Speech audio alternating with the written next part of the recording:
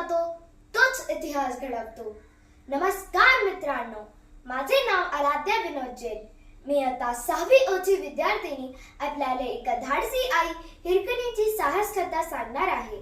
सुमारे 400 वर्षापूर्वी शिवाजी महाराजांचा रायगड किल्ल्याच्या पायथ्याशी राहणाऱ्या लोकांना गडावर येऊन अन्न, धान्य, कपडे वगैरे विकण्याची मुभा होती।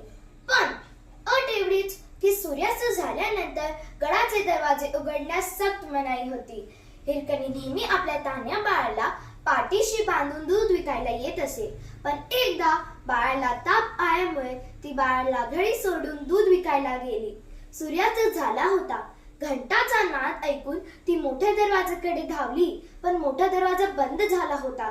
तिने पारेकरांना खूप विनंती केली, माझे तान्हे बाळ एकटे आहे जी, मला जाऊ द्या, मी तुमचे उपकार विसरणार नाही।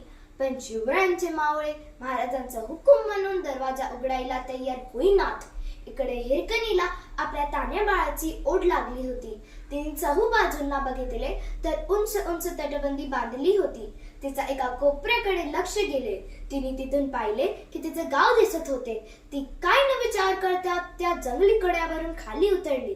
तिला खूप जखमा झाल्या होत्या, पण ती तसाच अवस्थेत घरी गेली आणि बाळाला कुशीत घेतले।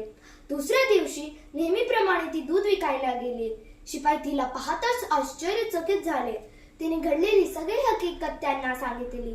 शिपाई तिला महाराजांकडे घेऊन गेले। महाराजांनी तिचे ममतेची व धाडसाची खूप प्रशंसा केली व पुढे तो बुरुज हिरकणी बुरुज म्हणून प्रसिद्ध झाला।